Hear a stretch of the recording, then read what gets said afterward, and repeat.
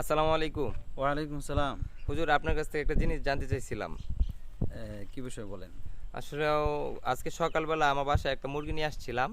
তো আমি ওই মুরগিটা যখন জবাই করতে যাই, তখন ওই মুরগিটা জবাই করতে গিয়া সেরা আমি মুরগি জবাই করতে যাই মুরগির পুরো গলাটাই কেটে ফেলে দিয়েছি। এখন কি এই মুরগিটা আমি খেতে পারবো? এটা কি জায়েজ হবে নাকি জায়েজ হবে না? এই বিষয়টা ভাই যদি আপনি বলতেন। ভাই আপনি সুন্দর একটা প্রশ্ন করছেন। আসলে সাধারণত এই প্রশ্নের উত্তর অনেক মানুষ জানে না।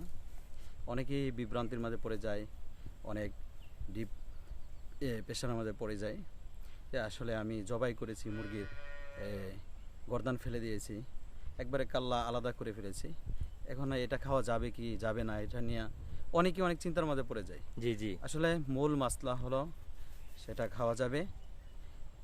জবাইটা সুন্নত তরিকায় হয় নাই, অর্থাৎ মাকরু হয়েছে, জবাই হয়েছে জি কিন্তু জি। এটা মাকরু হয়েছে। আচ্ছা, তার মানে গুস্ত খাওয়া যাবে না এমন না, গুস্ত খেতে পারবেন আর হালাল।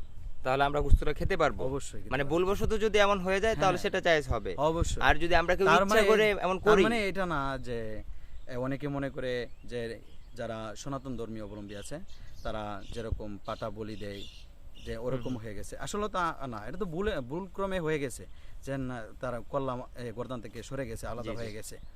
সাধারণত এটা ভুল ক্রমে হয়ে থাকে, তো এই জন্য এটা মাকরু হয়েছে, কিন্তু এই জন্য গুস্ত হারাম হবে এমন না, গুস্ত খেতে পারেন আলহামদুলিল্লাহ। আলহামদুলিল্লাহ। সুপ্রিয় দর্শক, ইনশাআল্লাহ। আমরা যেটা নিয়ে চিন্তিত ছিলাম যে আমি আজকে সকালে আমার মুরগির গলাটা কেটে ফেলেছি, যার জন্য আমি হুজুরের কাছে মাসলা জানতে আসছিলাম যে আমি কি ওই মুরগির গোস্তটা খেতে পারবো কিনা।